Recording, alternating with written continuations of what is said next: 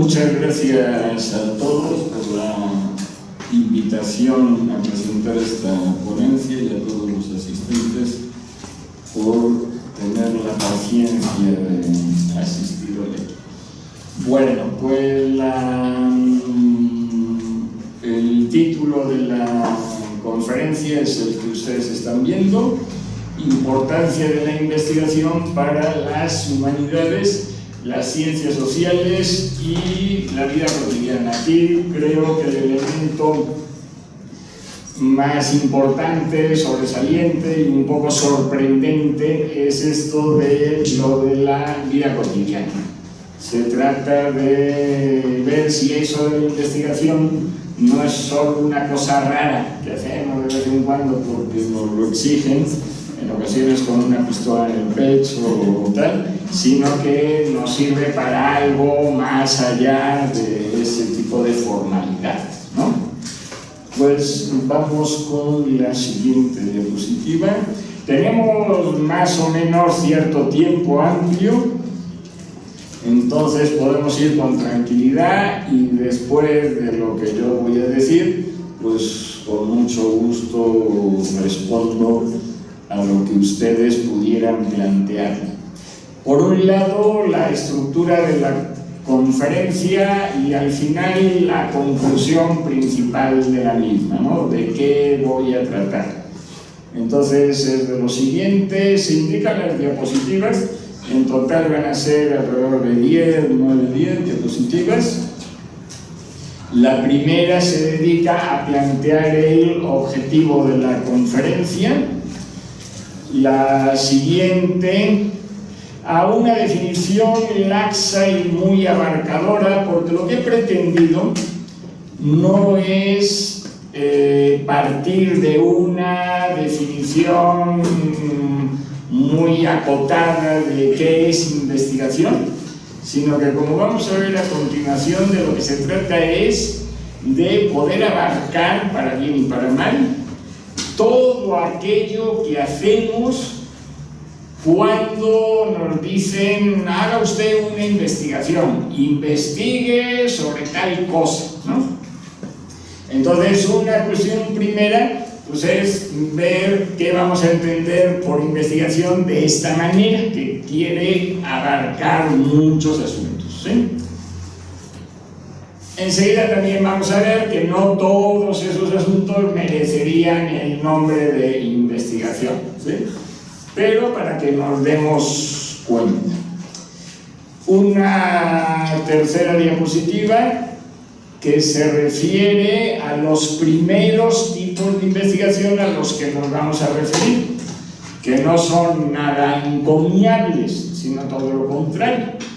Son perjudiciales o inútiles. Vamos a ver cuáles son y por qué les doy esos apelativos tan simpáticos. Con respecto a ellos vamos a ver tres asuntos que los vamos a ver para todos, ¿no?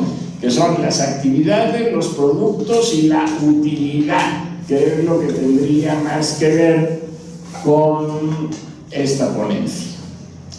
Después vienen otros tipos de investigación, estos sí buenos, positivos, que les llamo parcialmente útiles. Con respecto a estos también vamos a ver las actividades, productos y utilidad, todo ello de manera sintética, como podrán observar.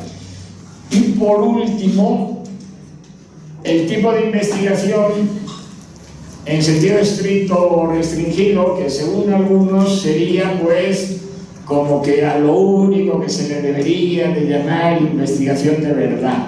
Pero pues esas cosas de verdad y tal siempre son más discutibles de lo que parece. Y ahí vamos a añadir una cuestión a las tres anteriores, que es la de las definiciones. ¿Qué entendemos por este tipo de investigación? Además de ver actividades, productos y utilidad. A esto le vamos a dedicar 4 diapositivas, una para cada uno de esos asuntos. Y se termina con lo siguiente, que sería un ejemplo de cómo mejorar nuestra vida cotidiana con el uso de capacidades cognitivas. Vamos a ver en esta diapositiva y en la anterior hay una alusión clara a eso de la vida cotidiana, de cómo puede la investigación hacernos vivir mejor, tan sencillo como eso, más contentos, más felices. La conclusión de todo esto, ¿cuál sería? Que estos distintos tipos de investigación tienen utilidades muy diversas, desde la utilidad de formar delincuentes, como lo vamos a ver enseguida, hasta la utilidad de servirnos de mucho en la vida cotidiana y a enfrentar problemas y una serie de cosas, ¿no?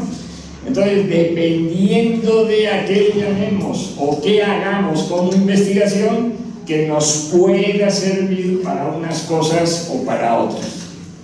Pues vamos con la siguiente, por favor. Objetivo: contribuir a la respuesta de la pregunta ¿para qué sirve investigar? Que como todas las preguntas, pues luego nos miran raro cuando nos hacemos algunas preguntas. Qué menso es la persona, ¿no?, que se pregunta por algo que todos sabemos, ¿no? Esas preguntas cuyas respuestas todos sabemos, pues no es tan frecuente que lo sepamos así con tanta claridad. Entonces, preguntarnos el por qué, el para qué de las cosas, hasta de las que parecerían más obvias, pues creo que es muy interesante. Y cuando nos lo preguntamos, siempre sacamos algo más de lo que pensábamos que sabíamos, ¿no? Esa mala costumbre de los niños cuando son pequeños, ¿y esto por qué? ¿No? ¿Y esto por qué? Uno ya se cansa a los 3 porqués. Pero si uno se lo planteara con más paciencia, sí vería que es totalmente legítima la pregunta, ¿no? Pero luego respondemos unas cosas que no están tan claras. Bueno, entonces cuando uno se plantea eso, ¿para qué sirve investigar, ¿no? Pues lo primero que uno se tiene que plantear es ¿y qué entiendo por investigar? Pues si no podría responder adecuadamente. Se dice a continuación, pero esta pregunta no es suficientemente precisa, sobre todo porque no hay una sola forma de investigar. Por tanto, se podría reformular así. Dado que no hay una sola forma de investigar, pues tampoco tiene mucho sentido, ¿no? Depende de lo que usted llame investigar para que veamos la utilidad de ese investigar. Entonces, ¿para qué sirven algunas de las distintas formas de lo que se hace cuando decimos que investigamos en el ámbito académico? Esto del ámbito académico es por deslindarlo del ámbito policiaco, por ejemplo, ¿no?, que hay otros ámbitos que investigan también. Académico es de una forma amplia, también laxa, en el ámbito escolar, ¿no?, en el ámbito del aprendizaje. Bueno, entonces se trataría de eso, de que para qué sirven esas distintas cosas. Y nos vamos a meter entonces con la siguiente diapositiva, que trata un poco sobre eso mismo. Existe una definición que abarque las distintas formas y productos que se presentan como investigaciones académicas, y uno estaría tentado de responder negativamente, a no ser que la respuesta fuera una obviedad, ¿no? Que sería, ¿a qué llamamos investigación? ¿Cómo definimos investigación? A todo aquello que se produce y que se llama investigación, ¿no? Esta definición a muchos les puede resultar inadecuada, a mí no me gusta mucho, pero es más frecuente de lo que parece. Luego los especialistas, epistemólogos y compañía, a la hora de definir ¿y qué es la sociología?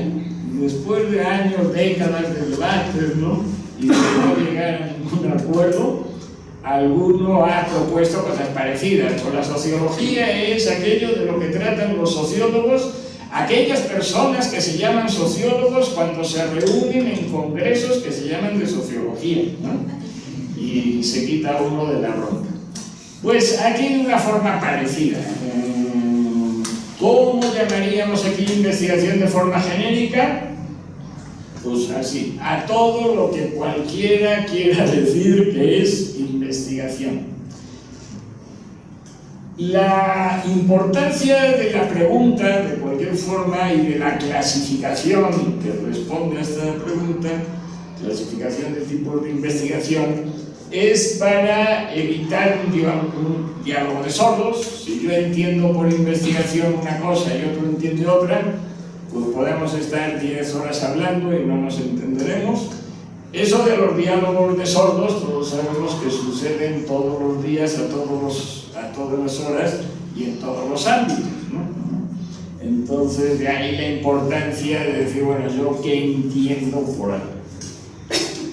Y las justificaciones, ¿no? Porque claro, entonces las justificaciones que va a decir ese señor con tan poco pelo, que dice que son para investigar, pues qué bueno, porque yo lo que hago también es investigar, y entonces estoy haciendo muchas cosas cuando no hago nada, ¿verdad? Entonces, no, sí tenemos que tener claro, si yo hago tal cosa tiene cierta utilidad, y si hago tal otra utilidad, por más que a ambas cosas le llamemos investigación. El siguiente punto es el ya señalado. No es posible plantear una definición que responda a la pregunta mencionada, la que se indica en el título de la diapositiva, porque estas actividades y productos no tienen nada en común más allá de que se presentan como investigaciones académicas. Por tanto, se necesita una clasificación que distinga unas actividades y productos de otros, que es algo que nos vamos a dedicar después. Si alguien quiere sacarle una foto a cualquier diapositiva y tal, pues lo puede hacer, no están registradas, no están patentadas. Pues vamos con la siguiente y nos metemos con los primeros tipos de investigación. Yo sé que ninguno de ustedes, ni ninguno de sus conocidos ni familiares ha hecho algo parecido, pero pues sabrán de algún primo lejano que quizás haya hecho cosas así, ¿no? Entonces aquí tenemos pues 3 tipos de investigación, que los aglutino con los adjetivos de perjudiciales o inútiles. Lo que está separado con las diagonales se corresponde con actividades, productos y utilidad, ¿no? Cada uno de ellos tiene estos 3 elementos. El primero es el claramente nocivo, o el más nocivo, que sería investigación como actividad delictiva, ¿no? Suena un poquito fuerte, pero pues es así. Y las palabras creo que están para ser utilizadas de la forma más precisa posible, no para granjearse la amistad de quien nos oye. ¿Cuáles son las características, las actividades propias de este tipo de investigación tan encomiable? Cortar y pegar sin indicar la fuente. Entonces, pues copio y pego sin indicar la fuente, a eso el producto sería un plagio, ¿no? Y la utilidad sería pues obtener reconocimientos inmerecidos, como las calificaciones, presentando como propio algo robado, ¿eh? Pues es una actividad muy frecuente, ¿verdad? Pero pues sí conviene saber que lo que estamos haciendo cuando hacemos eso, pues no está bien. Tampoco es que creo yo que sería merecedor de la horca o por estilo quien lo haga, pero la verdad es meternos en una dinámica pues, que no tiene que ser, ¿no? Vamos con el siguiente. Los 2 siguientes les he llamado rollo, ¿no? Pude emplear alguna palabra un poco más contundente, pero me contuve. Y solo puse rollo, ¿no? Y uno sería el rollo pasivo y el otro el activo. Y vamos a ver en qué se diferencia. El pasivo, que es el que menos esfuerzo requiere, el otro requiere un poquito menos de esfuerzo, aunque ninguno de los dos sirve para nada. ¿Sí? Después de hacer 100 investigaciones de ese tipo, hemos empleado poco tiempo, pero estamos absolutamente en el mismo punto del comienzo. No nos ha servido para nada. Rollo pasivo. ¿En qué consiste la actividad? Cortar y malpegar indicando la fuente. Eso es lo que le distingue del anterior. Ahí nos tomamos la molestia, por lo menos, y ponemos la fuente, ¿no? Entonces ya no somos delincuentes, por lo menos. Estamos diciendo que eso lo tomamos de X sitio. Y digo malpegar porque es así.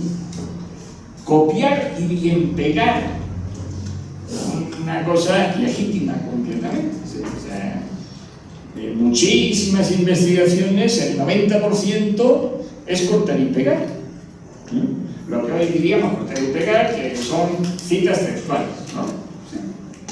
Oye, el 90% no es de citas textuales, pero sí es de citas, ¿no? No hay problema. El problema es cuando cortamos y mal pegamos, ¿no? Entonces creo que queda como una cosa inteligible, ¿no? Esa sería la actividad principal. El producto es un texto confuso e incoherente. Luego vamos a hablar un poquito más de estos términos. Confuso es lo contrario de preciso, claro, concreto, ¿no? Entonces, confuso es lo que no se entiende bien, que es lo mismo que decir lo que se entiende, lo que se puede entender de distintas formas, ¿no? Incoherente, pues es que las distintas cosas que yo digo tienen que ser coherentes entre sí. Lo incoherente, pues es lo contrario. La suma de esto es que no hay quien lo entienda, ¿no? Que es una cosa que no se sabe ni dónde empieza, ni dónde termina, ni qué se quiere demostrar, qué quiso decir, o nada, ¿no? Utilidad de hacer esto, ninguna. Así, ninguna. O sea, no es que sea un poco, no es que avancé 1 milímetro, no se avanzó, nada. O una que sí es de tipo negativo, la perpetuación del caos, ¿no? Entonces, pues yo hago eso porque ya tengo un caos previo en la cabeza y lo voy incrementando, fortaleciendo, reproduciendo, porque qué bonito es tener un caos en la cabeza, ¿verdad? ¿Por qué tener algo claro en la cabeza cuando puedo tener un caos? Más creativo, todos lo sabemos. Rollo activo. Otra cuestión, esta se pone de manifiesto muchas veces cuando nos piden el típico ensayo. Haga usted un ensayo al fin de semestre, ¿no? Y entonces, pues, en ocasiones, algunas personas, muy pocas, ninguno de ustedes, debido a tal, se dan a la tarea de ponerse a escribir, ¿no? Ponerse a escribir y ¿qué es? Pues ahí va. Y me pidieron 10 hojas y cuando termino las 10 hojas, pues ahí le pongo un punto y final, que váyanse ustedes como puedan, tal. Aquí se terminó todo, que se entiendan ahora lo mismo. Bueno, la actividad sería, por tanto, improvisación desorientada. Improvisación, lo que se me va ocurriendo, y desorientado, que no hay una orientación, ¿no? Improvisación desorientada y desordenada. El producto es el mismo que en el caso anterior, es un texto confuso e incoherente, y la utilidad la misma también, ninguna utilidad o perpetuación del caos inicial. Sobre esto del caos y lo contrario del caos, que es la claridad, insistiremos luego. Y una cuarta que podríamos denominar adoctrinamiento, ¿no? La actividad de este tipo de investigación consiste en la manipulación de la realidad, ¿no? A mí me dicen que el catecismo verdadero, catecismo en sentido religioso, en sentido ateo, o sea, hay catecismo para todos los gustos, de todos los colores, de todas las orientaciones políticas, etc. Pues es el verdadero. Y investigar consiste pues en ver cómo puedo yo ajustar la realidad a ese catecismo, que como todo catecismo, pues ya me dice toda la realidad, ¿verdad? Lo bueno de los catecismos es eso, es que ya me resolvieron la vida, la mía y la de la humanidad y la de todo el mundo, y yo me lo estudio bien, me lo creo, acomodo todo, y pues ya soy una persona feliz. Entonces la actividad consiste en la manipulación de la realidad. El producto lo podríamos llevar un texto donde se confirma la veracidad de una verdad indiscutible. Si algo caracteriza a un catecismo, pues que es la expresión de una verdad indiscutible para todos los bien nacidos, ¿no? Los mal nacidos no, esos están fuera de mi catecismo. Esos están o en otro catecismo, o peor todavía, no tienen ningún catecismo, pobre, y no se sabe cómo pueden vivir sin catecismo. La utilidad, pues formación de personas sumisas y acríticas, ¿verdad? Menos por los que no creen en mi catecismo. A esos sí, como se descuiden, le rompo la crisma, ¿no? Porque a quién se le ocurre no coincidir con eso. Bueno, pues aquí tenemos estos 4 tipos de investigación perjudiciales o inútiles. Y vamos con los otros 2. Estos otros 2 son totalmente respetables, sirven, o sea, son positivos, ¿no? La única cuestión que yo diría que son tipos de investigación parcialmente útiles, ¿no? O sea, sí sirven, están muy bien. Yo soy de los que considero que cualquier investigación bien hecha es positiva. Sí, o sea, no es que hay unos que son muy chidos y nosotros no. O sea, cualquier cosa que esté bien hecha, pues sirve para algo, ¿no? Y aquí estaríamos en presencia de 2 cosas que sirven para algo. Cuando no hacemos las cosas bien hechas, que serían los tipos que hemos visto antes, pues claro, no sirve para nada. Sí. Aquí tendríamos 2. Bueno, por un lado, averiguación. Por desgracia diría yo, pero vamos, eso da lo mismo. Pues el término averiguación se confunde con investigación. Entonces, yo ahí lo pongo también, por lo dicho antes, de que metemos todo lo que se llama investigación. Entonces, investigue usted tal cosa, desde la primaria, ¿no? Investigue usted. ¿Qué significa eso? Más bien, averiguar. Averigüe usted tal cosa, ¿sí? La actividad en este caso consiste en buscar información, el producto, presentación de la información, y la actividad, la utilidad, perdón, que tiene, que sí es una utilidad positiva, es buscar información. O sea, entonces, pues, todos necesitamos buscar información, y eso es una capacidad que es bueno desarrollar, ¿no? ¿Dónde puedo buscar información, ¿no? En internet, en qué páginas, estas cosas después de satanización de ciertos tipos de fuentes. Yo no soy partidario para nada. Todo tipo de fuente puede tener buena, mala y regular información. Entonces, pues en internet hay un prodigio de información buenísima y hay estupideces. Y en los libros lo mismo, ¿no? Quien dice, no, porque los libros, esos sí son buenos, ¿no? No. Entre los libros, hay libros buenos, libros malos y libros regulares, y muy buenos y muy malos, ¿no? Bien, entonces eso es algo que sirve, que está muy bien, que nos pongan a ello desde nuestra más tierna infancia. Otro, aportación por ampliación de información. Este sería como el anterior, pero con un elemento fundamental para lo que normalmente llamamos investigación, que es aportar algo, ¿sí? Aportar algo significa, insistiremos algo después sobre esto también, decir algo nuevo, ¿sí? Algo nuevo no necesariamente es algo en contra de, puede ser algo a favor de. Entonces esta cuestión ya se demostró con tales hechos, pero yo voy a aportar otros hechos para corroborar que esto es cierto, y esto es tan válido como lo primero, ¿sí? El decir que sí es tan válido como decir que no. Lo que cuenta son los argumentos de por qué decimos que sí o por qué decimos que no.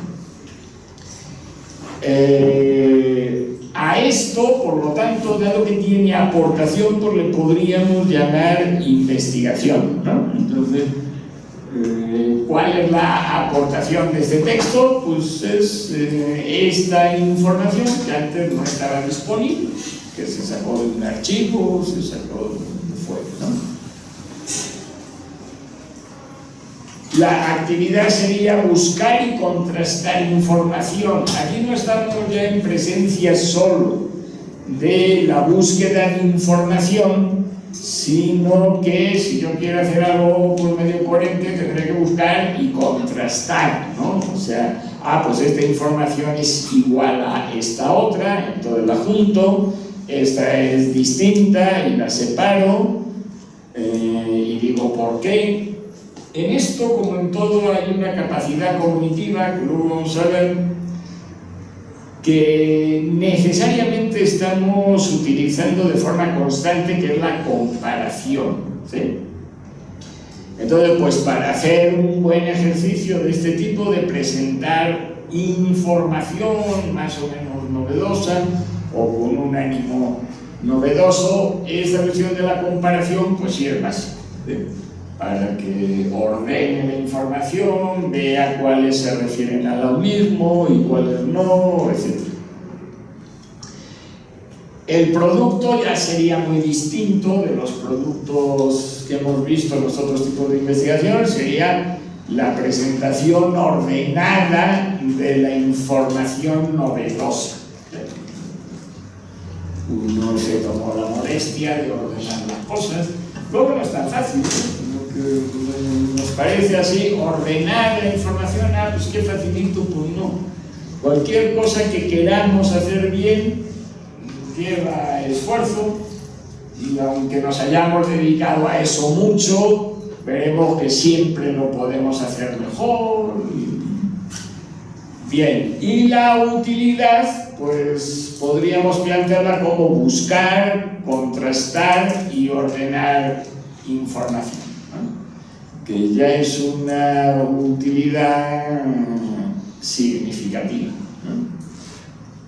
Esas mismas utilidades, junto con otras, las veríamos en el siguiente tipo de investigación, que es al que vamos a dedicar más tiempo, que muchas veces se considera que este pues sería lo único que se merece el nombre de investigación en sentido estricto o extensivo, ¿no? Más allá de que eso sea así o no, que no importa mucho, lo que sí tendría yo claro es que una investigación de este tipo es más útil en todos los sentidos, ¿no? ¿Por qué? Pues porque introduce otras habilidades cognitivas y por lo tanto nos sirve más para desarrollar nuestro pensar, nuestra capacidad racional, y eso es bueno para nosotros en tanto que seres integrales, ¿no? Definiciones. He puesto dos. La primera, que es mía, y la segunda, que le tengo mucho cariño, de Ario Garza Mercado, que a lo mejor lo conocen ustedes, es uno de los autores más conocidos sobre técnicas de investigación, etc., y creo que es relevante. Comenzamos con la que planteo: investigación como producto claro, coherente y que expande el conocimiento humano, ¿no? Entonces, esa definición tiene obviamente 3 elementos y nos vamos a detener un poco en cada uno de ellos. Claro, coherente y que expande el conocimiento humano, que es lo mismo que aportación.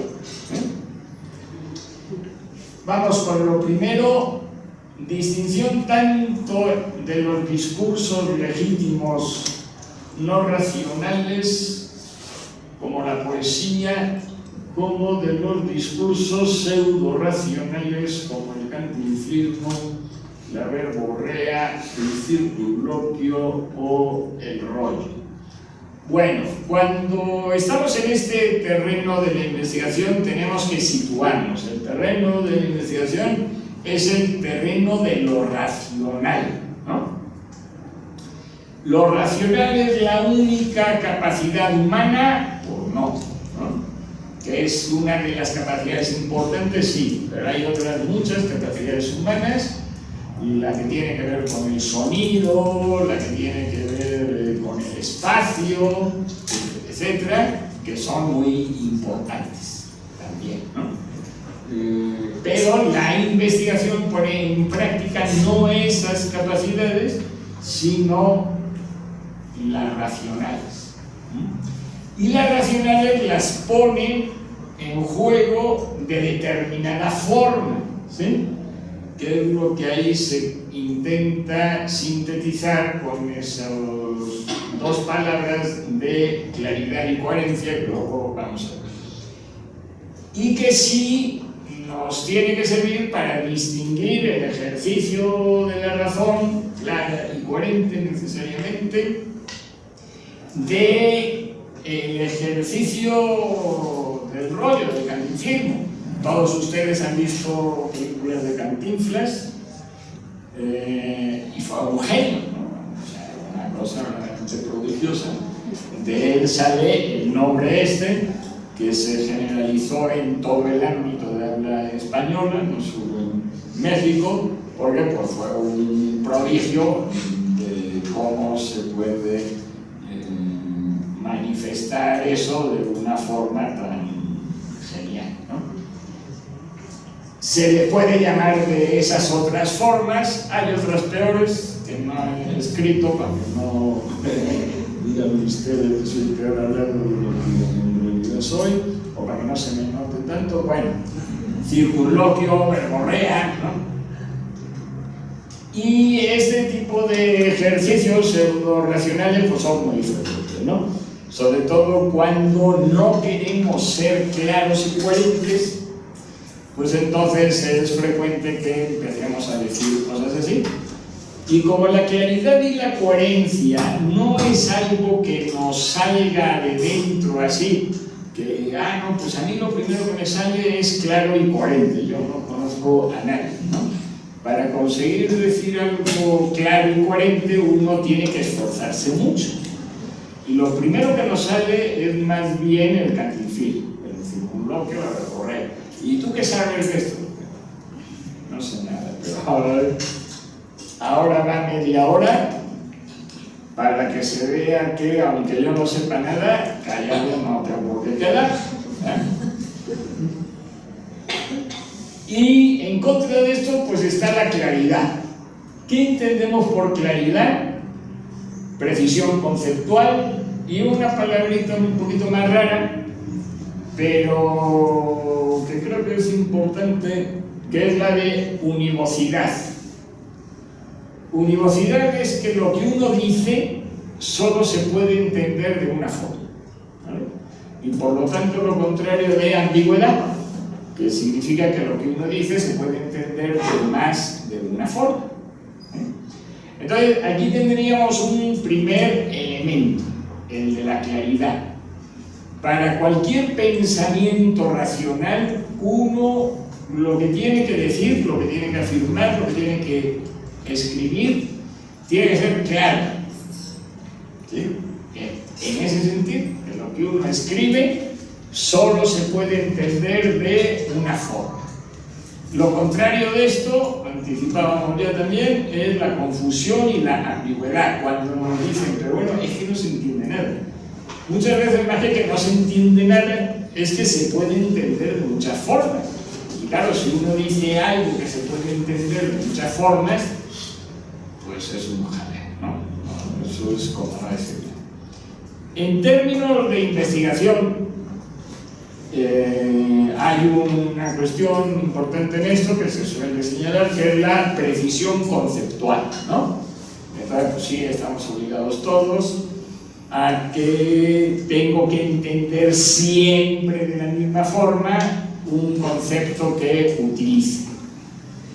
Y en este tipo de casos, la reiteración no está mal, sino perfectamente bien. Entonces, yo voy a entender por clase social tal cosa. Y tendré que decir siempre clase social, no sinónimos, porque es la forma de que entonces yo siempre que escriba eso me voy a referir a eso concretamente. Entonces, primera cuestión, la claridad. Sin la claridad no hay discurso racional que se pueda estrictamente llamar de esa manera. Y la otra cuestión absolutamente fundamental sería la coherencia lógica entre las afirmaciones. Es decir, que uno pues conviene que no se contradiga, que si yo las distintas cosas que digo tienen que ser conjugables, compatibles entre sí. En una página de un texto no puede decir una cosa y 3 páginas después decir otra que sea más o menos contraria. Lo contrario de esta coherencia sería la incoherencia, contradicción, comparar peras con manzanas, etc. Estos dos elementos, claridad y coherencia, para mí son totalmente decisivos, ¿sí? Es decir, si nosotros escribimos algo que sea claro y coherente, como que ya la hicimos, en este sentido racional, o sea, estamos diciendo algo que verdaderamente está bien dicho. Si no somos claros y coherentes, pues la verdad que lo que digamos no sirve para nada, ¿no? Cuestiones en este sentido que luego se confunden. Claridad. Algunos piensan que la claridad es igual a la verdad. No tiene nada que ver. La claridad es decir algo, como señalaba antes, que solo se puede entender de una forma. Pero una claridad, algo dicho claramente, puede ser mentira, absolutamente, ¿no? Si alguien les dice Francisco Lizcano ganó la carrera de los 100 metros en las Olimpiadas de tal año, es una cosa enunciada con total claridad, ¿verdad? Bueno, con total claridad no sería de tal año, sino poniendo el año 1992, ¿no? Eso es una afirmación clara, clarísima, ¿no? Pero es verdadera o no. Entonces, claridad no es igual a verdad. Claridad es solamente eso, decir las cosas que solo se puedan entender de una manera. Para mí esto es tan absolutamente claro que cuando uno lee textos confusos, pues yo la verdad, después de que me doy cuenta de que son confusos, los cierro, ¿verdad? Con una cuestión en la cabeza, ¿no? De decir tal por cual, no sé qué tal, aclárate primero y luego escribe. Porque claro, una cosa confusa, ¿para qué me sirve? En todo caso sería para decir algo así como: si este texto confuso dice A, yo diría tal cosa, pero si significa B, pues diría tal otra. y si significa C, tal otro, ¿no? Entonces, claro, que yo tenga que desentrañar qué quiso decir otro, pues la verdad me molesta mucho, y prefiero leer cosas claras, donde yo sí pueda contradecir, porque repito, la claridad no tiene que ver con la verdad. La claridad es la única forma de progreso del conocimiento, incluso para contradecirlo. Entonces, yo estoy en contra de lo que dice fulanito de tal, porque es falso, por esto y por lo otro, pero porque lo dijo claro. Porque si no entiende nadie ni qué dijo, ¿yo cómo le puedo contradecir? Esta cuestión, por lo tanto, insistiré yo siempre mucho. No siempre se ven las cosas así. Yo lo que les digo, lógicamente, no es lo único.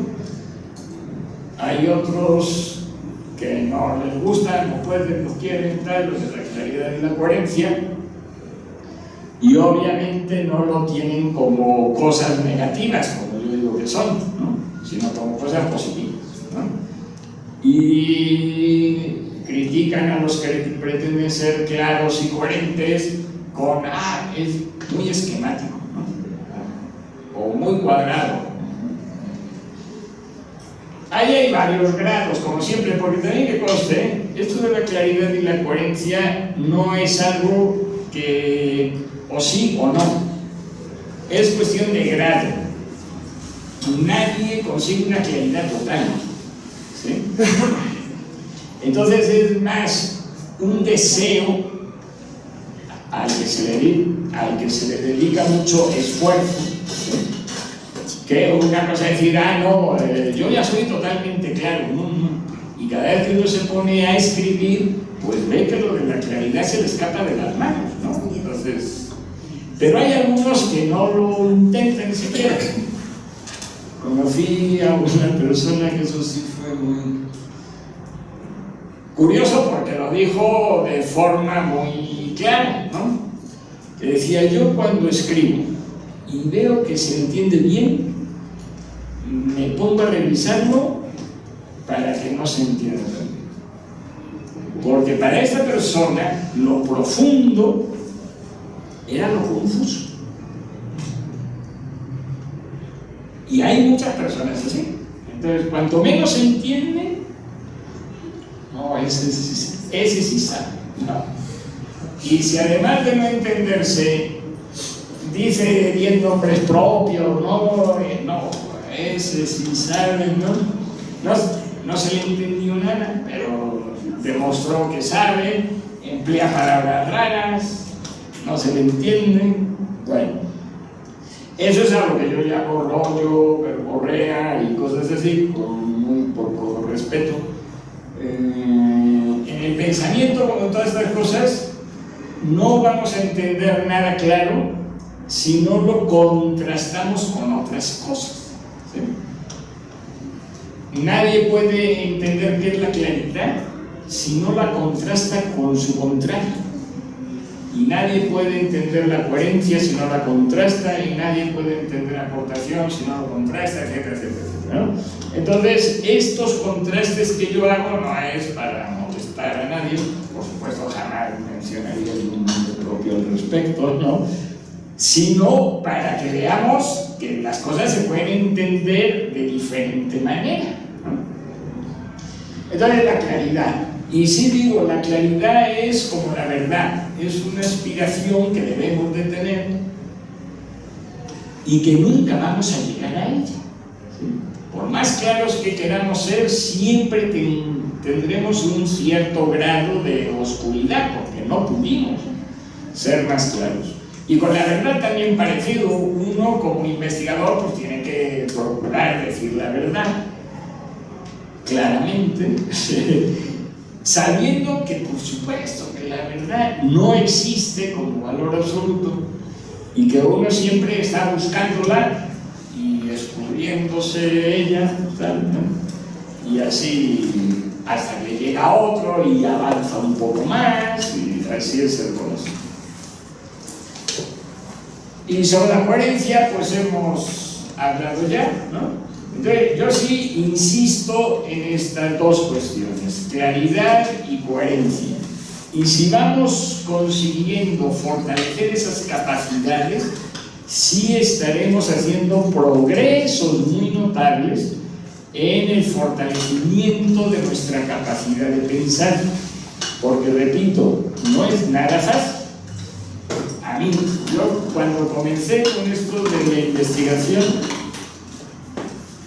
me sentí muy aliviado cuando leí por ahí de un señor más o menos conocido que decía: yo no escribo, corrijo.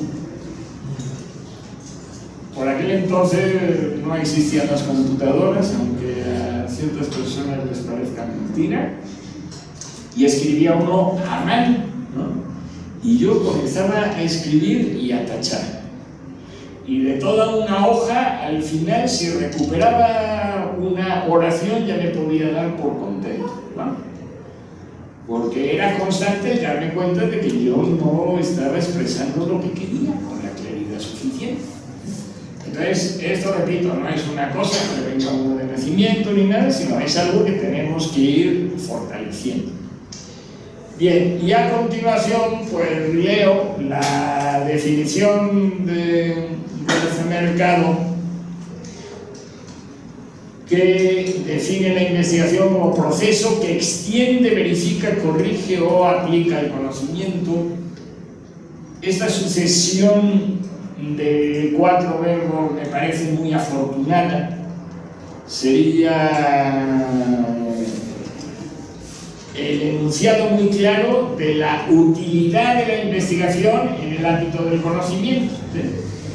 Verifica, extiende, verifica, que es, como señalaba antes, tan importante como corregir, corrige, por supuesto, y aplica, en el caso de las ingenierías, por ejemplo, el conocimiento. A partir de procesar e interpretar información relevante, fidedigna e imparcial, son 3 términos también muy ajustados, muy claros, con teorías y métodos que otorgan sentido, claridad y coherencia a la exposición. Bueno, podríamos estar un buen tiempo comentando algo más de esta definición, repito que me parece muy bien, pero vamos a avanzar en lo que más nos interesa.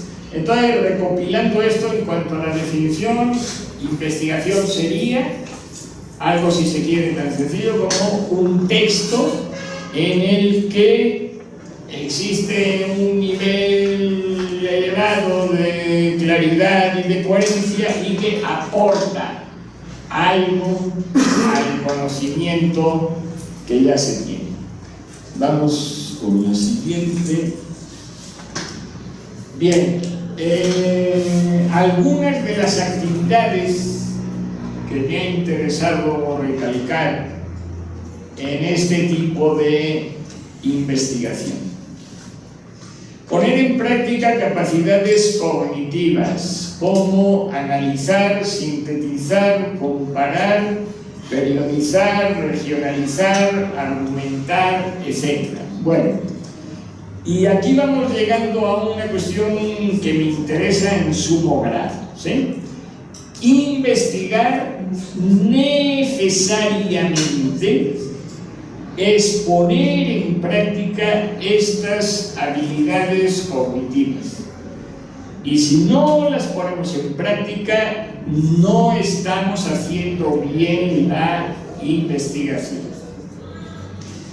Y una cuestión: en ocasiones se dice una cuestión afortunada por ahí: ¿y en qué consiste aprender en ciencias sociales, en humanidades?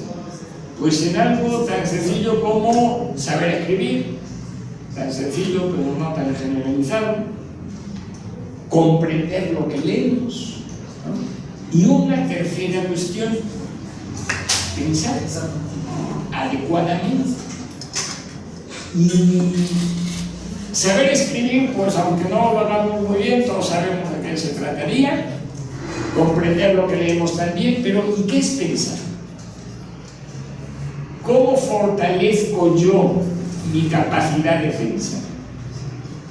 Pues creo que una forma de ver claro qué es pensar sería poner en práctica capacidades cognitivas. Es decir, yo pensaré mejor en tanto que compare mejor, en tanto que analice mejor, en tanto que sintetice mejor, en tanto que argumente mejor. En tanto que haga esas cosas mejor, estaré pensando mejor. Y con esta cuestión del pensar, insisto en algo que decía antes con respecto a la claridad. La cuestión no es que uno piense o no piense, todos pensamos, ¿no? Pero la suposición de que el pensar no puede fortalecerse, pues es absurdo. De la misma forma que, pues, si quiero tocar el piano, la guitarra o quiero hacer cualquier cosa, tendré que practicar, ¿no? Y eso creo que todos lo tendríamos asumido. Si quiero hacer algo bien, pues tengo que practicar, ¿no? Bueno, con el pensar de la misma forma. Si yo no practico el pensar, pues yo no pensaré mejor en mi vida. Porque soy muy tonto, no, porque no la he practicado. Pensar que uno puede pensar mejor sin practicarlo. ¿Y qué es practicarlo? Esas cosas. Analizar. ¿Qué es analizar? Dividir un todo en sus partes, ¿vale? Bueno, en investigación esto es absolutamente necesario, pues sí. Si alguien ha hecho algún proyecto más o menos, como de tesis o tal, pues lo primero que le piden a uno es delimitar el objeto de estudio y después señalar cuáles son los objetivos particulares, ¿no? Que en definitiva es decir, bueno, yo para enfrentar ese objeto de estudio, ¿cómo le voy a hacer? Necesariamente lo tengo que dividir en varios aspectos. Eso es analizar. Sintetizar lo contrario de eso que he dicho en los distintos aspectos, cómo lo conjugo de manera que pueda tener una formulación general, ¿sí? Si algo de esto les interesa después, podemos abundar sobre comparar. Es un ejercicio que yo creo que no se pasa una hora de nuestra vida sin que comparemos algo. Por eso esa cuestión de que comparar es de mal gusto, no te digo, o ver ciertas comparaciones se dan de muy mal gusto, no te digo yo, pero la comparación es absolutamente necesaria. ¿Comparamos bien? Siempre comparamos bien, ¿no? La facilidad que tenemos para comparar peras con manzanas es verdaderamente enorme, ¿no? Hacer una comparación bien hecha pues es relativamente fácil, por lo menos proponerla teóricamente, pero luego, una vez más, si no la practicamos, pues no lo vamos a hacer bien. ¿Qué es comparar en definitiva? Es decir diferencias y similitudes entre dos cosas a partir de un criterio. Cuando ese criterio no lo aplico yo a las dos cosas de manera idéntica, estoy comparando peras con manzanas. Y eso a todos nos pasa todos los días. ¿Y cómo podemos mejorar? Como señalaba, como siempre, pues después de que he hecho 10 comparaciones, procurando darme cuenta de los errores, compararé mejor. Si las hago conforme los otros tipos de investigación a ley se va, pues lógicamente puedo hacer 100 comparaciones en mi vida y seguiré en el mismo punto del principio. Pero si las intento hacer bien, y si se las doy a alguien, oye tú, revísame esto, lo que sea, bueno. Un paréntesis ahí, hay personas que les disgusta que les corrijan, ¿no? Eso está perfectamente bien si uno no quiere hacer nada bien en su vida, ¿verdad? Porque la única forma que tenemos de hacer las cosas bien es cuando nos corrigen, ¿verdad?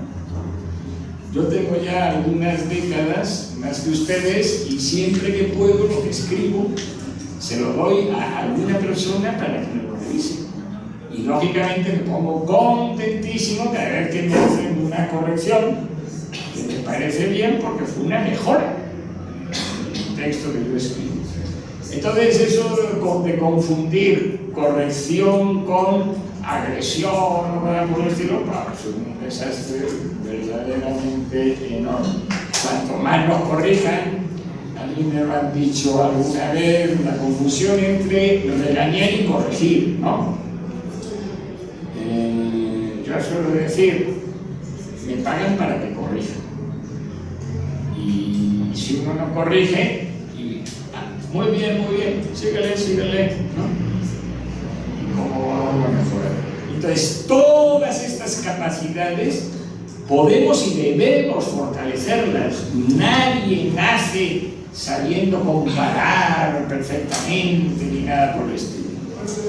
Aquí nos podríamos entretener más, pero pues supongo que ustedes no estarán dispuestos, y yo antes de que me comiencen a arrojar botellas de vidrio, si son de plástico no hay tanto problema, si son de vidrio quizás sí hay un poco más. Bueno, periodizar una cuestión sin periodos, no hay historia.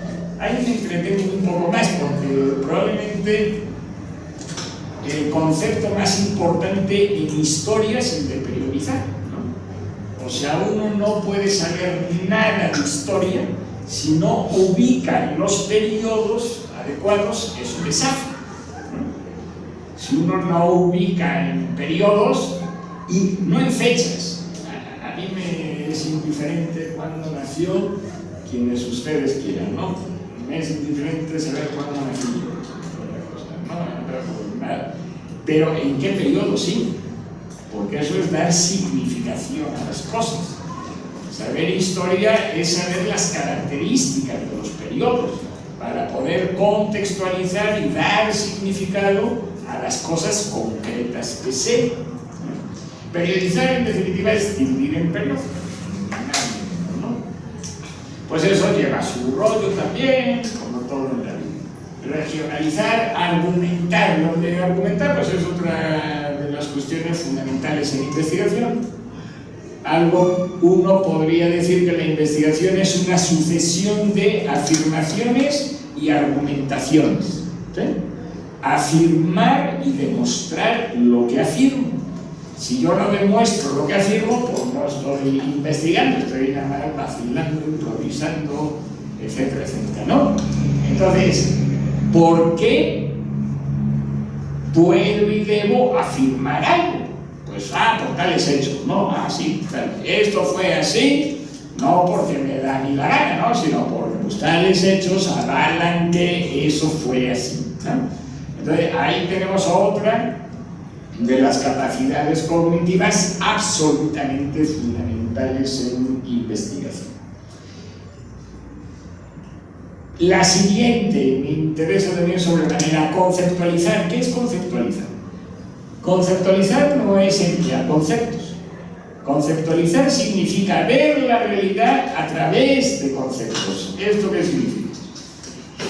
Que cuando yo estoy escuchando, leyendo información sobre algo, es muy bueno que yo esté conceptualizándolo, es decir, esté refiriéndolo a cosas que otorgan significado a las cosas. Ejemplo, porque no es muy claro. Uno puede escuchar toda una serie de informaciones sobre un gobierno concreto, de lo mismo, de ámbito federal, estatal, lo que se quiera, municipal, ¿no?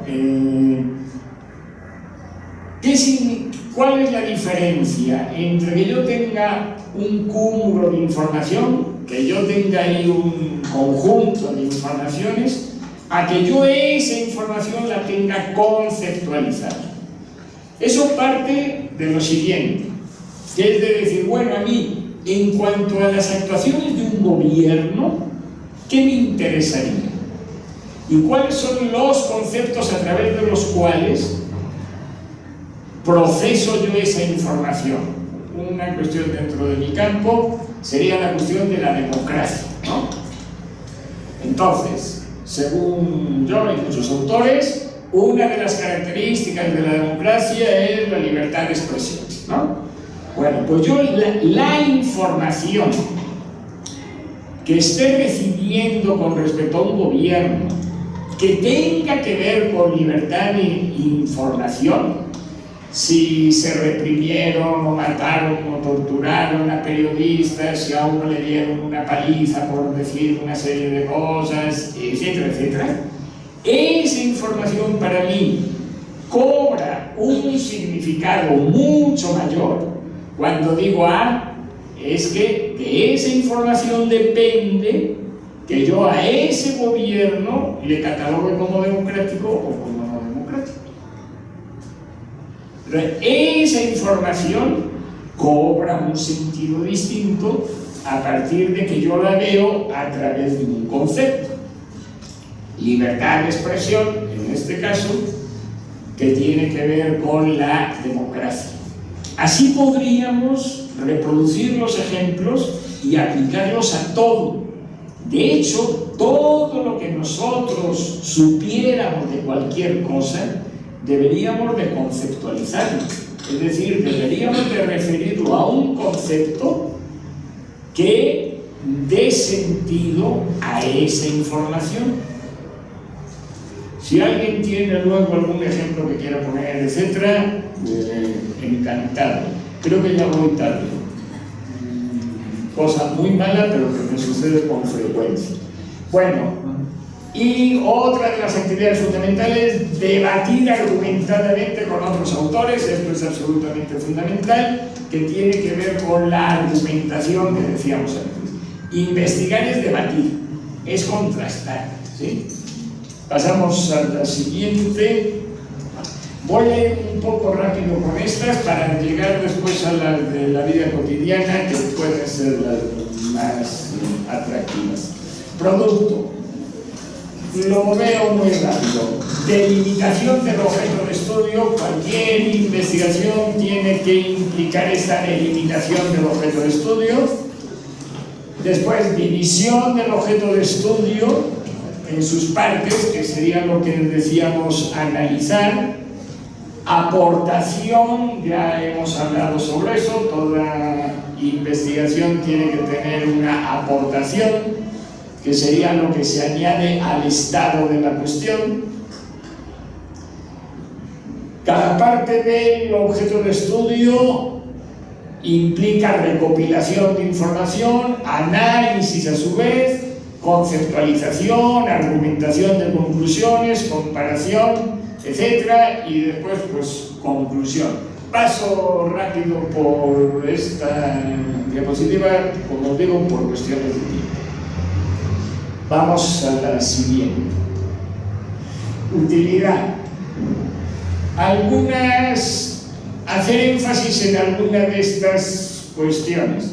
Todo esto que estamos diciendo, que en definitiva se podría resumir en fortalecer nuestra capacidad de pensamiento, es decir, la investigación como ese fortalecimiento de nuestra capacidad de pensamiento, nos sirve obviamente para todo, no nos sirve solo para investigar, nos sirve para cualquier actividad profesional, incluida la docencia, por supuesto, pero cualquier otra, ¿sí? Ética. El ejercicio de una serie de valores. Aquí quiero poner de manifiesto lo siguiente. Uno sería el de la humildad. Cualquiera que se dedica un poco a la investigación se da cuenta de que por más que haya dedicado mucho tiempo a investigar, al final lo que uno sabe es un poquito de una minúscula parcela de la realidad. Entonces uno, cuanto más sabe, ahí sí, más cuenta se da de lo que no sabe, ¿no? Más sabe que no sabe. Bien, pero también hay una alerta contra las falsas humildades, ¿no? No, pues como todos sabemos tan poco, pues todos sabemos lo mismo de todo y nada vale para nada y nada. Bueno, entonces creo que sí, una de las cuestiones éticas importantes de la investigación es el conjugar dos cosas. Una, que nadie sabe mucho, ¿verdad? Pero dos, el reconocimiento de aquellas personas que saben más en determinadas cosas, ¿verdad? Entonces, pues esta persona sabe sobre esto y el otro sobre lo otro, ¿no? Es muy frecuente lo contrario, porque estamos en un igualitarismo de vez en cuando medio menso, ¿no? Ah, no, todos somos iguales. Pero bueno, ¿somos iguales en qué? Yo no corro lo mismo que otra persona, ¿no? Pues corro un poquito menos, unos tocan mejor la guitarra que otros, ¿no? Entonces, el pretender eso, que todos somos iguales, además de ser una tontería, sería como llamar tonto al que más se esforzó. Es decir, si yo sé tocar la guitarra, si todos sabemos tocar la guitarra lo mismo, entonces si el que lleva 5 años tocando la guitarra es tonto, ¿no? Porque sabe lo mismo que el que no lleva nada, ¿no? Con el conocimiento de forma similar, pues si uno lleva investigando sobre algo y sabe lo mismo que el que no ha investigado nada, o sea que es tonto. Es tonto el que ha investigado, porque después de 1000 horas termina sabiendo lo mismo que sabe el que no investigó nada, ¿no? Entonces, esa conjugación entre humildad y huida de la falsa humildad me parece importante. Y vamos a comenzar ahora ya con lo de la vida cotidiana. Y bueno, todo lo que hemos dicho, ¿qué tendría que ver con la vida cotidiana? La clave está en ese fortalecimiento de la capacidad de pensar. Tener una capacidad de pensar más intensa nos ayuda en nuestra vida cotidiana, y yo diría de forma totalmente contundente que sí. Algunas manifestaciones sobre esto: conceptualizar la información recibida sobre lo que queramos, política, economía, etc. Que podría ser similar a procesar, etc. Bueno, lo que yo oigo, la información que recibo, no sé qué, si yo no la conceptualizo, pues lo que voy a tener en la cabeza va a ser un caos de información que no significa, que yo no sé qué significa, ¿sí? Entonces, esto de la conceptualización me parece absolutamente fundamental. Si quieren poner luego un ejemplo o pedirlo o lo que sea, no sé, en todos los sentidos, en crecimiento económico, ¿qué significa? ¿Sí? Entonces, ¿por qué eso es importante? ¿A través de qué parámetros se mide? Porque si no, yo lo que voy a recibir ahí, pues que crecimiento sí o no, y uno dice, no, pues eso no sirve, sí sirve, o sea, ¿qué? ¿Sí? O sea, yo tengo que tener en la cabeza algo claro sobre eso para dar sentido, significación a la información que reciba sobre eso. No sé, empleo, movilidad social, estratos sociales, educación, todo lo que ustedes quieran, ¿no? Si yo no tengo ideas más o menos claras sobre eso que me permitan ordenar y, repito, dar significación a eso, pues ¿qué? No sé, por poner un ejemplo entre mí, lo del pase automático de maestros ahora, si hay o no hay pase automático, bueno, ¿eso qué significa? ¿Eso por qué es importante? Porque si yo no veo esa información a partir de esa importancia, pues no tendré idea. Bueno,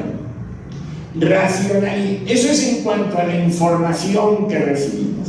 Racionalización de mis percepciones sobre quienes me rodean. La última diapositiva va un poco sobre eso y me lo paso por alto ahora. Entonces, tomar decisiones sobre lo que queramos, sobre con quién quiero salir, de amigo, no de amigo, de novia, no de novia, lo que se quiera, tal, dónde quiero comprar una cosa, qué licenciatura quiero estudiar, Bueno, eso tendré yo que poner en práctica la capacidad cognitiva de la argumentación, es decir, pros y contras, ¿no?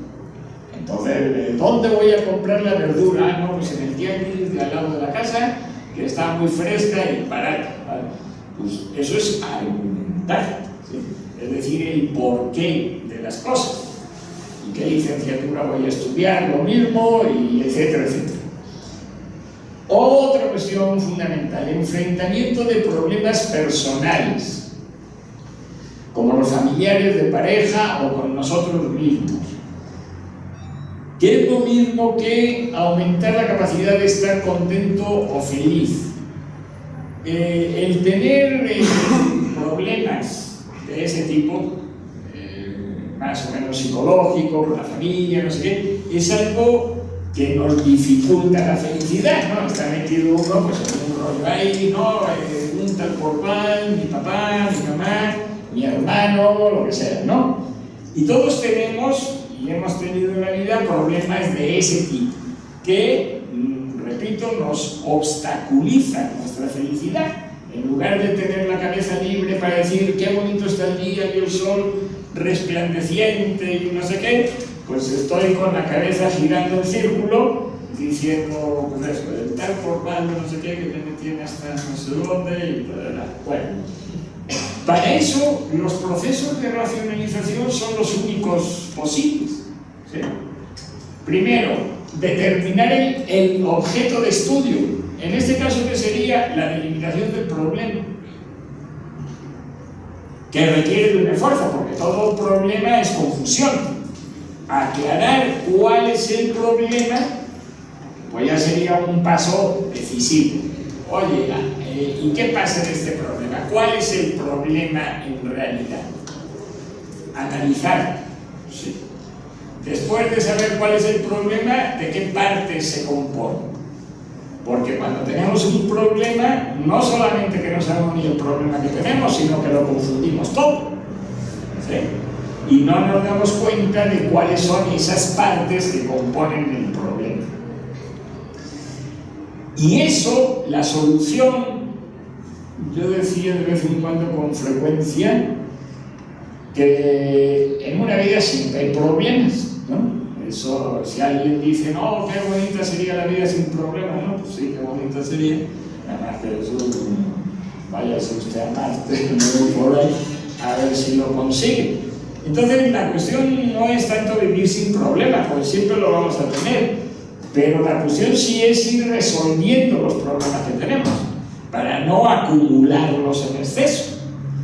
Porque bueno, ya solucionamos uno, nos llega otro, pues pero solo uno, pero si no resolvemos ninguno, pues al final la cabeza la podemos tener hecha un auténtico caos. Y para esta cuestión, cuando en la vida no tenemos problema, en una relación de pareja, por ejemplo, ¿para qué vamos a meter la razón? Pues para nada. Me lo estoy pasando muy bien, todo muy divertido, la vida es muy feliz. ¿Y para qué voy a...? No. Pero la razón es absolutamente fundamental y es el único camino posible para solucionar problemas. Entonces, cuando uno esté feliz, si quieren, prescinden de la razón, pero cuando dejen de estar felices, pues ahí sí, cuanto más coco le echen, mucho mejor. Y vamos con lo último, la última diapositiva. Bueno, que es un ejemplo de todo esto, conversando con una persona, manejó esto y quizá pues me parece bien, ¿no? Que sería cómo poner en práctica en una cuestión de la vida cotidiana, que sería por qué me cae mal una persona y qué actitud tomar ante ella, ¿no? La primera cuestión, análisis. Las palabras no las solemos emplear para estos ámbitos, pero en definitiva el empeño es mostrar que son las mismas al final, ¿sí? Entonces, me cae mal una persona. Bueno, pues lo primero, lógicamente, antes de romperle la crisma, sin ningún motivo, es decir, bueno, y esta persona, ¿por qué me cae mal? ¿No? Bueno, Pues eso es analizar, es dividir algo en sus partes. Ah, pues me cae mal por esto y por lo otro y por lo demás, ¿no? Y cuando me pongo a hacer eso, un paso siguiente sería argumentación y conceptualización. Porque ahí pueden suceder varias cosas.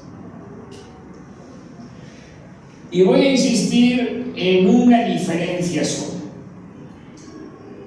Me caen mal por actitudes personales que tiene esa persona, que me parecen reprobables,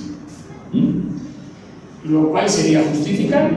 Desde el punto de vista, me cae mal, ¿por qué? Porque es codo, porque es un gandalla, y es un aprovechado, porque es chueco, ¿sí? Porque es un calumniador, porque no hay quien le crea nada, ¿sí? Bueno, y eso serían características negativas que merecerían la reprobación. Entonces, yo para qué me voy a juntar con una persona así. Pero sucede que en ocasiones no me cae mal por eso, o no solo por eso, sino por elementos que podríamos llamar discriminatorios. Y ahí sí, el asunto cambia mucho, porque entran en el juego prejuicios míos. Prejuicio es el prejuicio, es algo que tengo en la cabeza, una idea que tengo en la cabeza antes de poner en funcionamiento la razón, ¿vale? Y la discriminación es muy frecuente. Discriminar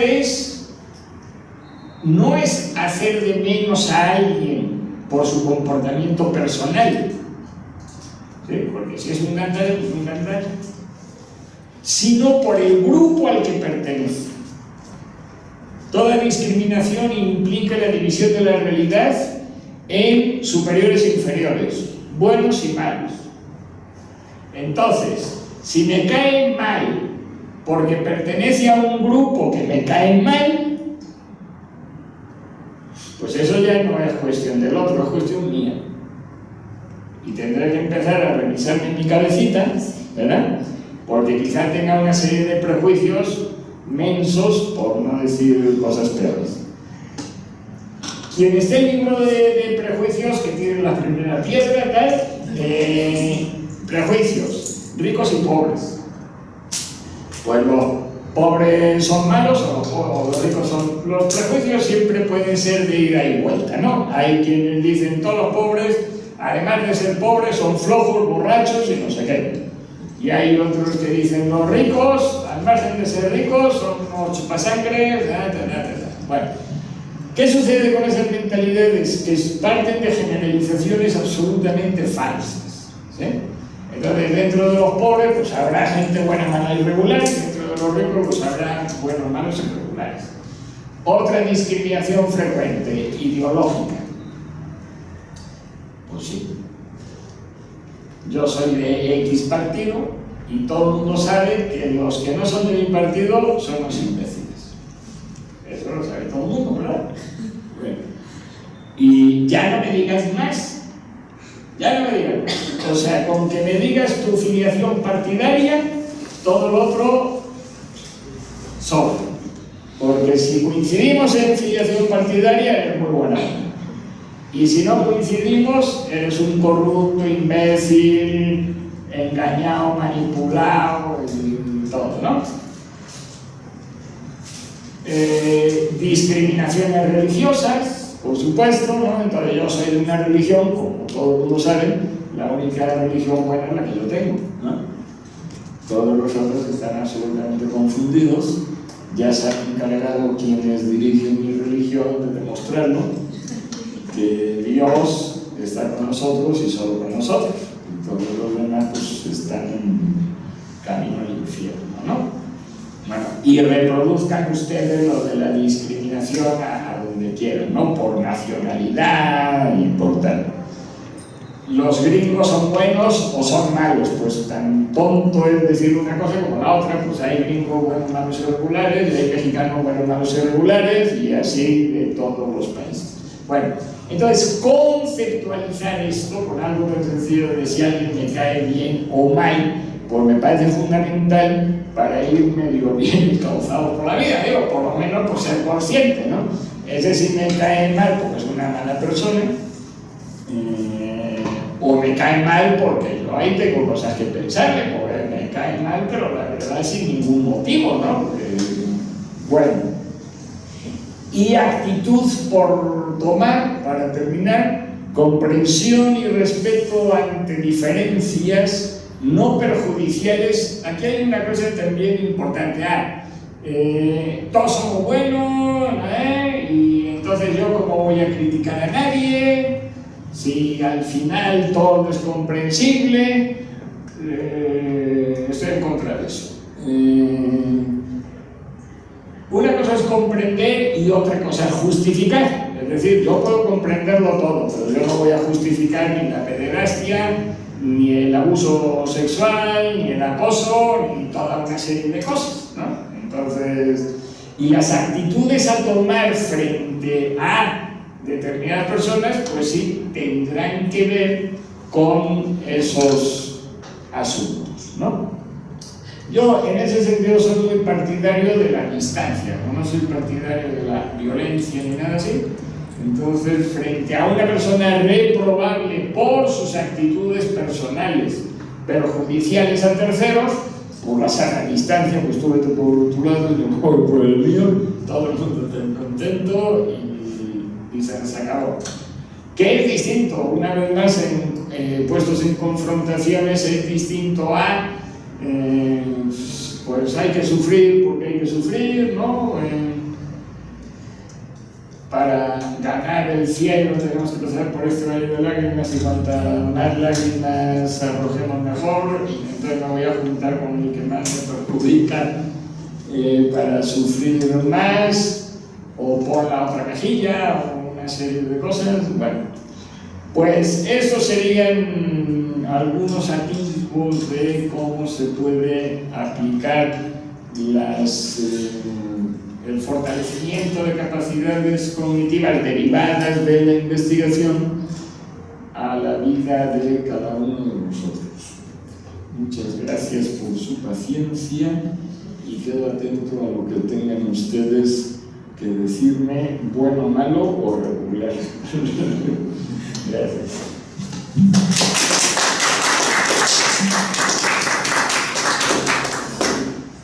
¿Alguna pregunta, alguna duda, algún comentario?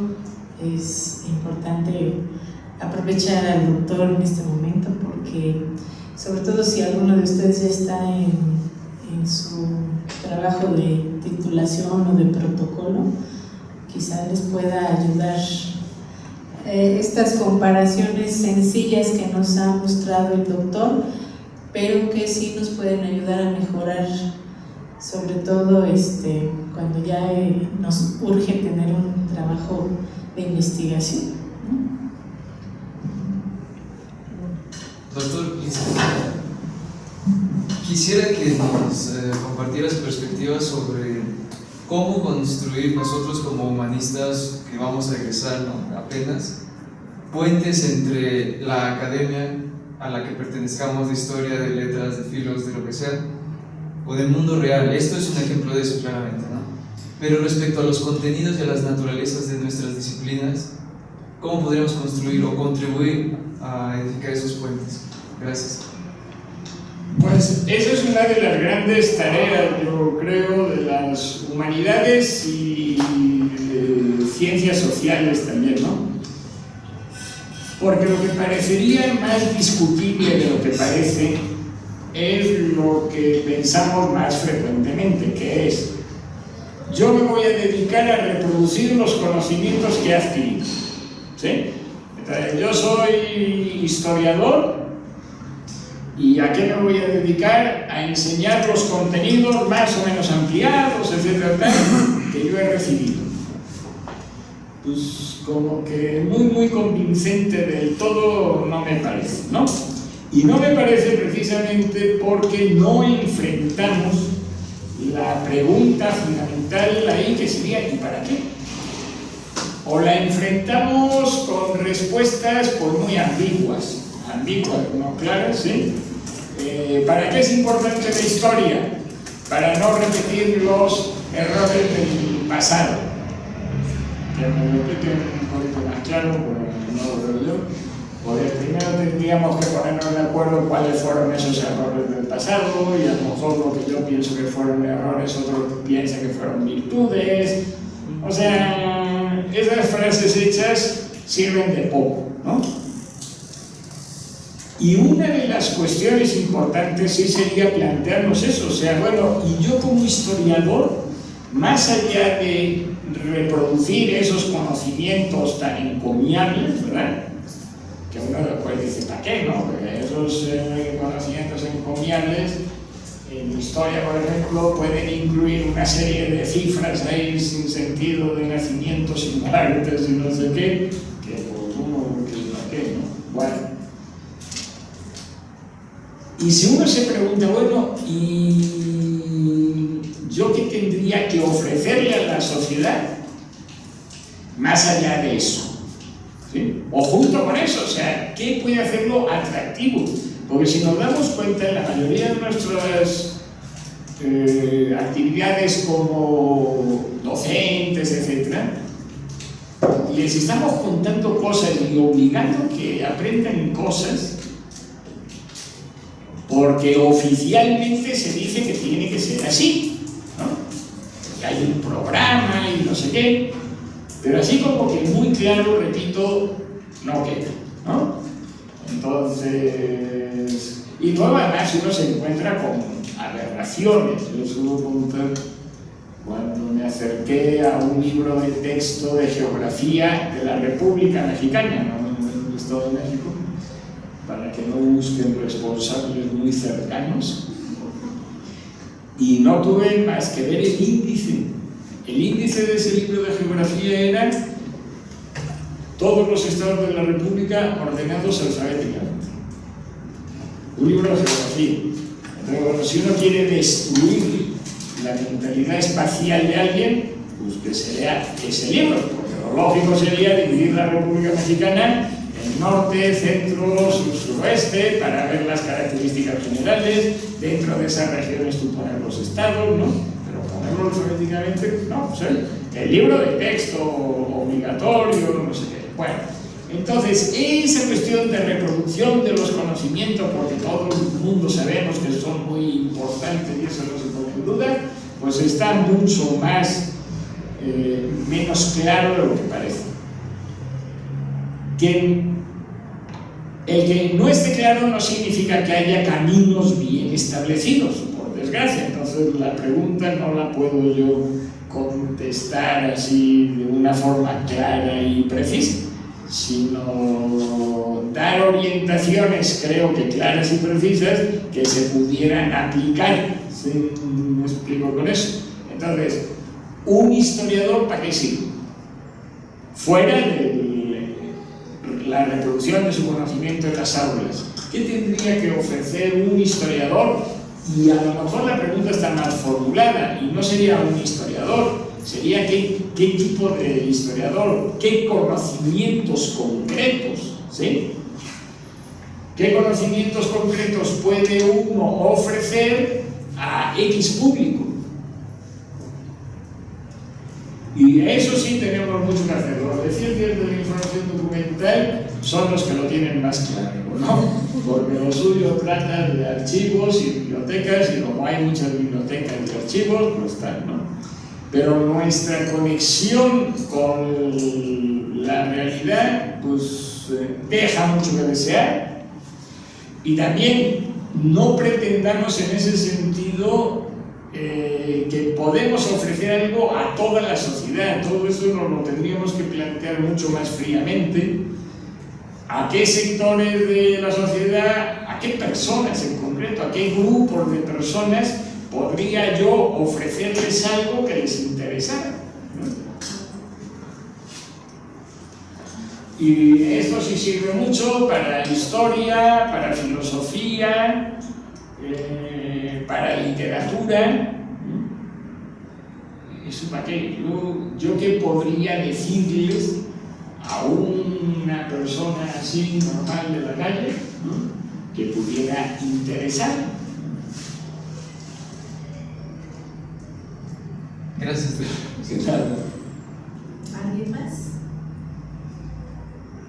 Antes de ir a comer, dice, no, si lo que queremos es irnos a comer.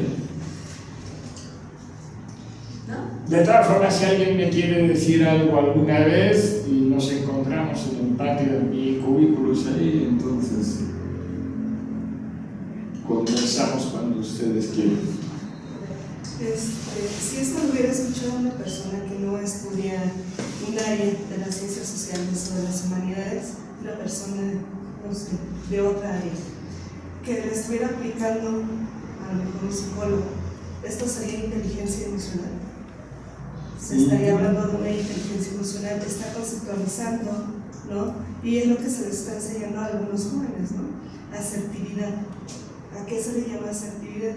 ¿Estaría cercano a esto? Se supone que lo de la inteligencia emocional conjuga dos inteligencias de quien promovió.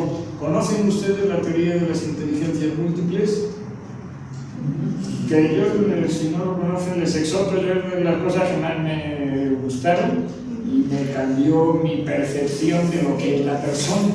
O sea, que la persona no tiene una sola inteligencia, sino que tiene 7 u 8 inteligencias independientes. Y entonces todos tenemos unas inteligencias más desarrolladas que otras.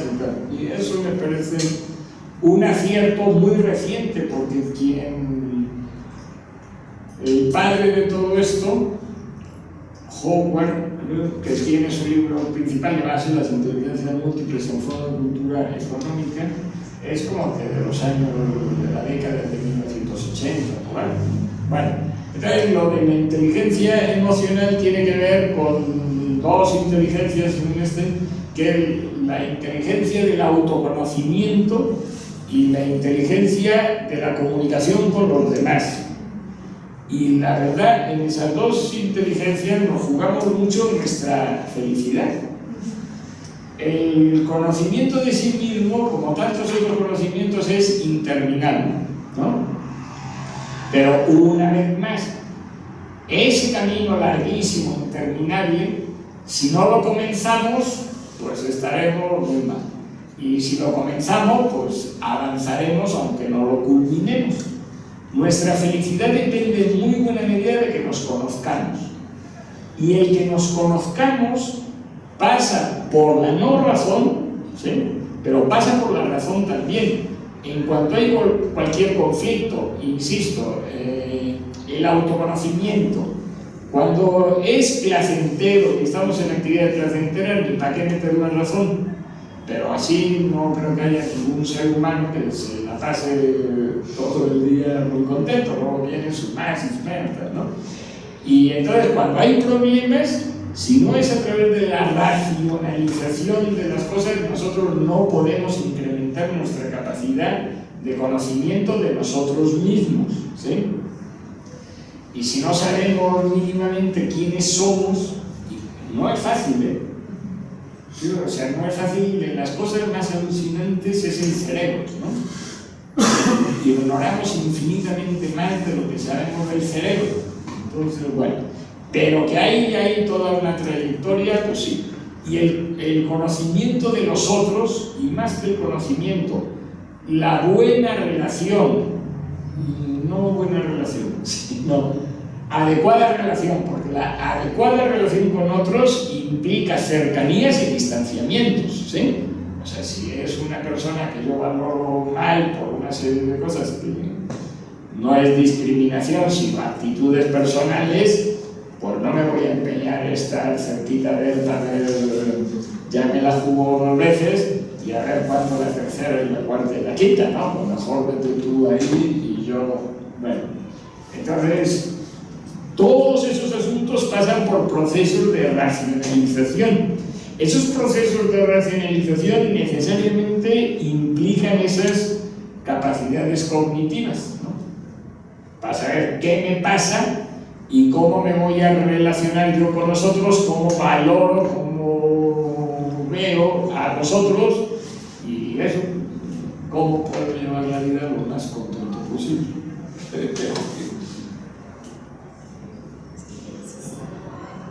¿Algo más?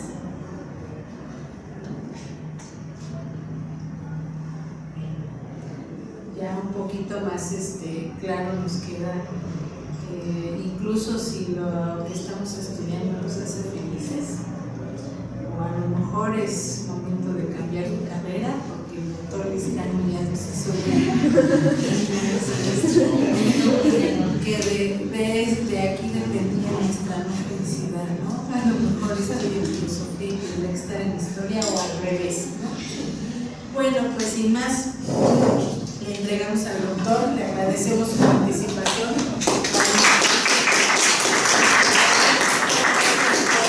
Por haber aceptado